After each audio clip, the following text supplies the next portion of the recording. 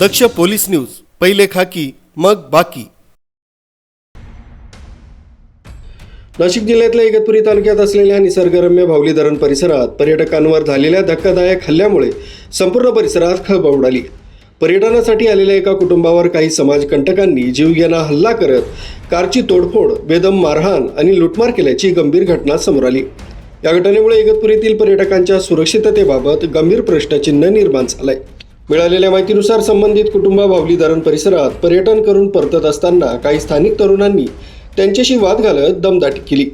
त्यानंतर आरोपींनी कारचा पाठलाग करून वाहनं अडवली। कारच्या काचा फोडून कुटुंबातील सदस्यांना बेदम मारहाण करण्यात आली। तसंच त्यांच्या गळ्यातील सोन्याची चेन आणि महागडा मोबाईल जबरदस्तीने हिसकावून आरोपी पसार झाले। या घटनेनंतर जखमी कुटुंबानं तातडीनं अंबड पोलीस ठाणे गाठून तक्रार दाखल केली आहे। पोलिसांनी गुन्हा नोंदवून आरोपींचा शोध सुरू केल्याची माहिती समोर आली आहे। दरम्यान भावली धरण, भातसा परिसर, कावनई, वैतरणा, त्रिंगलवाडी किल्ला आणि इगतपुरीतील इतर पर्यटन स्थळावर दर आठवड्याला हजारो पर्यटक भेटी देतात। मात्र अशा संवेदनशील ठिकाणी पुरेसा पोलीस बंदोबस्त, नियमित गस्त आणि CCTV देखरेखीचा अभाव असल्याच्या तक्रारी सातत्यानं होत आहेत। या घटनेनंतर पर्यटकांमध्ये भीतीचं वातावरण निर्माण झालं असून स्थानिक पर्यटन व्यवसायावरही त्याचा परिणाम होण्याची शक्यता व्यक्त केली जाते। स्थानिक नागरिक आणि सामाजिक संघटनांनी या घटनेचा तीव्र निषेध करत पर्यटन स्थळांवर कायमस्वरूपी पोलीस चौकी, नियमित गस्त, CCTV यंत्रणा आणि समाजकंटकांवर कठोर कारवाई करण्याची मागणी केली।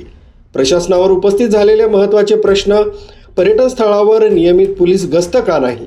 वारंवार होणाऱ्या तक्रारींकडे दुर्लक्ष का केलं जाते? पर्यटकांच्या सुरक्षेसाठी ठोस उपाययोजना कधी राबवल्या जाणार? अशा घटनांना आळा घालण्यासाठी जिल्हा प्रशासन आणि पोलीस कोणती पावले उचलणार? भावली धरण परिसरातील ही घटना केवळ एका कुटुंबावरील हल्ला नसून इगतपुरीच्या पर्यटन प्रतिमेला धक्का देणारी।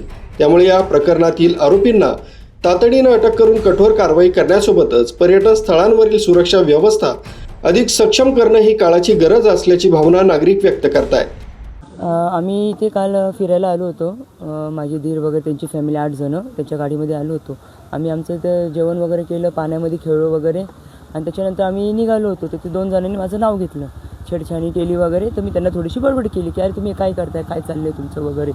तर मग माझे मिस्टर मागून येत होते, तर त्यांना काही लक्षात नाही आलं। पण माझे मिस्टर पण त्यांना बोलले, अरे दादा तुला काही कळतं का, बायकांची छेडछाड करतो, पब्लिक प्लेस आहे। तर त्यांनी शिव्यागाळ केली त्या दोघांनी वगैरे असं, म्हणजे असं थोडंसं माझ्या अंगावर धावून आले। पण मी थोडी मागे झाले। मग मी पण 1-2 त्यांना थोडंसं बोलले।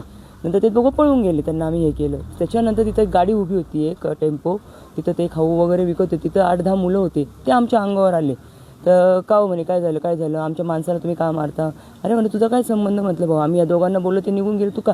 नाही आमचे माणूस मग तो शिवीगाळ करायला लागला। मग आमचे पण लोकांनी थोडीशी शिवीगाळ केली वगैरे, थोडीशी नॉर्मली आपली हातापायी वगैरे असं मग तेवढी झाली। मग तिथून आम्ही म्हटलं चल जाऊन दे, सोडून दे बाबा दादा, सोड असं करत आम्ही पूर्ण मिटवलो। त्याच्यानंतर पण आम्ही निघालो, सोडून द्या म्हटलं चला। त्याच्यानंतर आम्ही पुढे आल्यानंतर त्यांनी व्हाईट बलेनोमध्ये पुढे येऊन आम्हाला क्रॉस करून आमच्या गाडीच्या काचा फोडायला जे चालू केलं तर पूर्ण 20 किलोमीटरपर्यंत आमच्या मागे आलेले, पूर्ण रॉड घेऊन पूर्ण मारलेले, आमची गाडी पूर्ण संपवलेली आहे। मुलं की अजून पण हे आमचे पूर्ण म्हणजे कोण त्रास दिलेला आहे काय। पण याच्यामध्ये एक चांगलं झालं, पोलिसांनी आम्हाला सगळ्यांनी खूप सहकार्य केलं। आम्ही मग अंबड पोलीस स्टेशन गाठलं, तिथं ते आम्हाला नार्वेकर साहेब त्यांनी आम्हाला सहकार्य केलं। आपले इथले इगतपुरीचे बळक साहेब आहे त्यांनी सहकार्य केलं आणि आपल्या त्या मॅडम SP विमल मॅडम त्यांनी पण खूप सहकार्य केलेले आहे। आणि पोलिसांच्या बाबतीत बेफिकर राहा, कोणीच एका शब्द काही बोलू नका, त्यांनी आम्हाला खूप सहकार्य केलेले। आज ते होते म्हणून आज आम्ही पंचनामाला आलेलो आहे, आता आज आमची याची डेअरिंग नव्हती। आज त्यांनी सपोर्ट केलेला आहे, कृपया करून त्यांना कोणी ब्लेम करू नका। आज त्यांच्या पायी आज आपण लोक आहे आणि त्या लोकांना ते पकडून आणणार आहे, मला एवढी पूर्ण गॅरंटी माझ्या सरकारवर, आपल्या ह्यांच्यावर। न्यूज ब्युरो, दक्ष पोलीस न्यूज, नाशिक रोड।